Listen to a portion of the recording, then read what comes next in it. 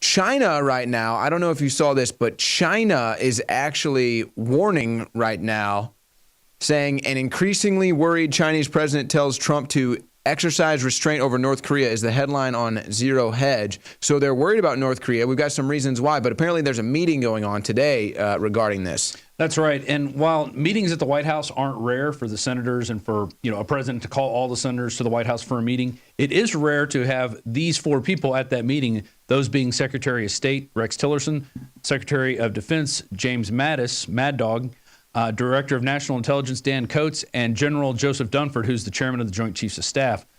It's very rare to have those four men in the meeting. We have this, it's a Reuters article on Infowars.com right now, and you could read about that and what they're talking about. But I'm sure it has to do the same with what's going on in China, what China's been saying to us.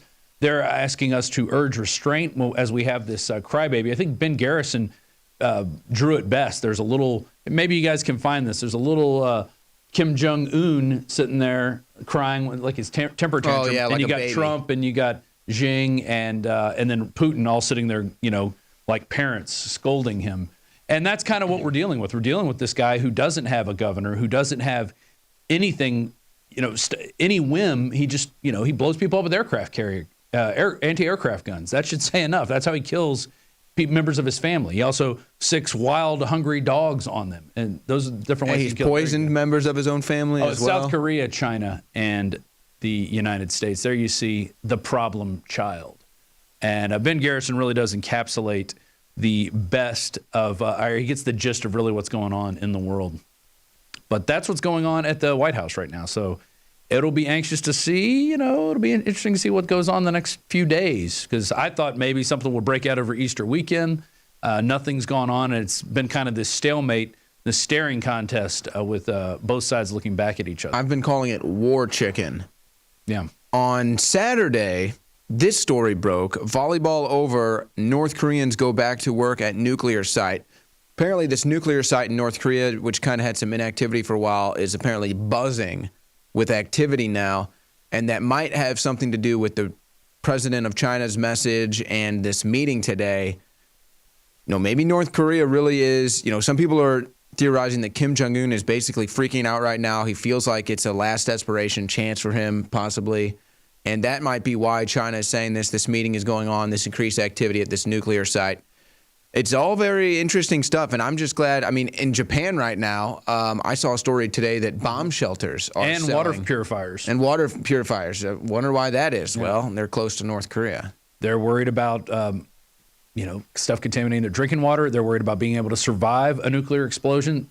One of the only countries, we've launched test nuclear bombs and so is Russia, and China, I'm sure, has done their own nuclear testing, but they're the only country thus far who's been hit with a nuclear weapon. So they're very serious when it comes to preparedness. And, especially if you're living in one of these coastal areas, you better have those items, plus also an evacuation plan ready in case there is another tsunami like we saw back in 2012, I believe. There was another interesting development. This one was not in North Korea, but this was a story on Zero Hedge today. Bomb attack hits secretive U.S. base in Afghanistan as Mattis makes surprise visit to Kabul. So this bomb goes off. Apparently, it was a car bomb that was at the gates of the U.S. base out there. And that's really all that they know so far, at least when this story was last updated. I haven't seen or heard too much else. But there's a lot developing right now, Rob, as far as these war games are being concerned. I mean, there's all these missile tests, Russia flying aircraft, the United States flying aircraft, submarines, threats.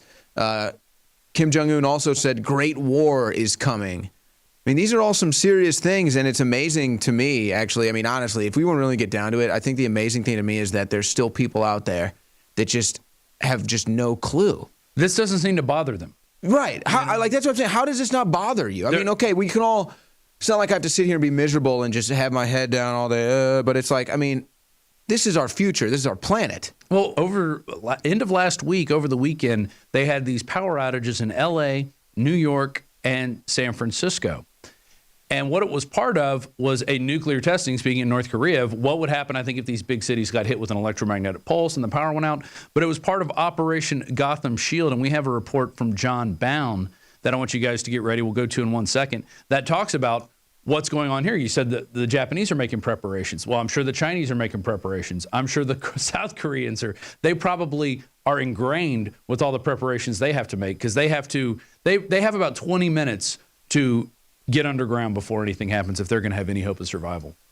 But here's Zero Hedge was saying it could have been a geomagnetic storm. There's a bunch of different theories out there. There's the part of the Gotham shield. There's the geomagnetic storm. There's also a theory that this could have been some other form of a hack with the recent CIA Vault 7 leaks because of WikiLeaks. Some people might know how to compromise some of these systems, get inside, and then hack the power grid. So there's a bunch of different theories out there. I know John Bound has one of his own. Yeah, so let's go to this report now. I got an email this morning, people saying, oh, you guys aren't covering Operation Gotham Shield. I think we had an article on it over the weekend. Alex did a video on it over the weekend. Infowars.com was the first place I saw any stories on it. So it's amazing. I think it's because we put up so much news so quickly. Sometimes things roll off the front part of the page and you have to do a little digging. And we have so much content that if you don't listen to all of it, you're going to miss it. Obviously. Yeah, so Gotham Shield is that U.S. to simulate a nuke blast over Manhattan as actual war nears. So our country is preparing this, and here's John Bound with that report.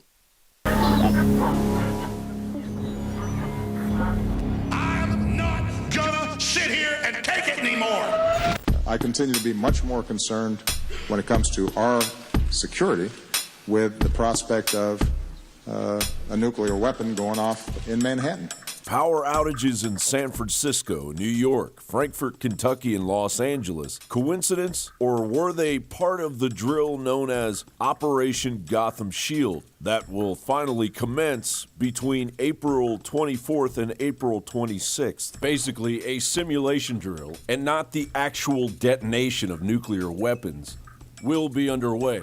SHTF plan writes, during this exercise, 4 nuclear devices, 2 of which are rendered safe during the U.S. Department of Defense Vital Archer exercise, and 1 successful 10-kiloton detonation in the New York City, New Jersey area, along with 1 smaller detonation on the U.S.-Canadian border, are to take place. Among the organizations involved are the U.S. Department of Energy, the U.S. Department of Defense, U.S. Domestic Nuclear Detection Office, the FBI, FEMA, Northcom, State of New Jersey Office of Emergency Management, the State of New York Office of Emergency Management, and the City of New York Office of Emergency Management. Of course, when an undertaking of this magnitude occurs, caution dictates that we are again reminded of the outcome of previous government agency drills held days before and sometimes the day of that mirror actual world-changing tragedies. Nobody in our government, at least, and I don't think the prior government that could envision flying airplanes into buildings on such a massive scale. But that turns out not to be true. U.S. military planners did envision and practice those very scenarios. As reported by USA Today, the North American Aerospace Defense Command, NORAD, conducted exercises with fighter jets, simulating hijacked planes flown into the World Trade Center in the 2 years before the attack. You are actually working today on an exercise that envisioned virtually this scenario. Almost precisely. I was up until 2 o'clock this morning because it's our job, my own company, Advisor Consultants. We specialize in helping people to get their crisis management response. Witness number 1 approached an ATF agent nearby. He claims he asked the agent what had happened, and witness number 1 says this is what the agent told him. He started getting a little bit nervous. He tried reaching somebody on a 2-way radio. Couldn't get anybody, and I told him I wanted an answer right then. He said they were in debriefing.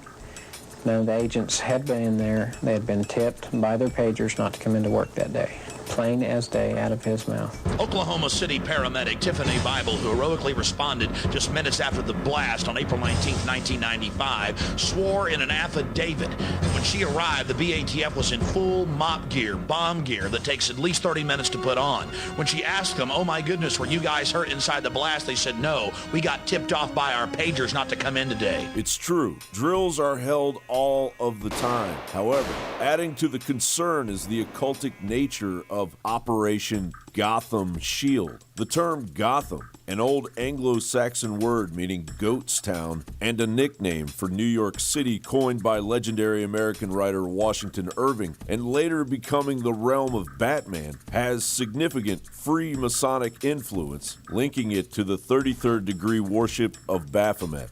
All are worthy. Now you can say that again. And that is Bruce Wayne's grandfather, Mrs. Cooper. His great-grandfather. I understand he was tapped for Skull and Bones. Tapped for it? Sir, he founded Skull and Bones. This ceremony at Ground Zero, preceding the unwelcome construction of the memorial that would be blatantly named the Oculus, could very well be a clear Masonic reference to Aleister Crowley's Thelemic Third Eon known as the Age of Horus. According to Crowley, Horus is gradually growing from the idealism of 20th century chaos, i.e. communism, fascism, etc., into an age of human enlightenment. Yet, who has adopted this concept of the coming of the Antichrist as their own? None other than the puppet masters of the elite shadow government and their new world order. In my line of work, you got to keep repeating things over and over and over again for the truth to sink in, to kind of catapult the propaganda. John Bound for Infowars.com. Powerful report from John Bound there. Yes, and you can see how there's this continuing pattern where there's an exact drill going on that happens to be the exact event that happens. 9/11, of course, the biggest example. The most obvious example would have to be the Boston Marathon bombing. And then you have to look at Operation Project Gotham here and the power outages that just hit.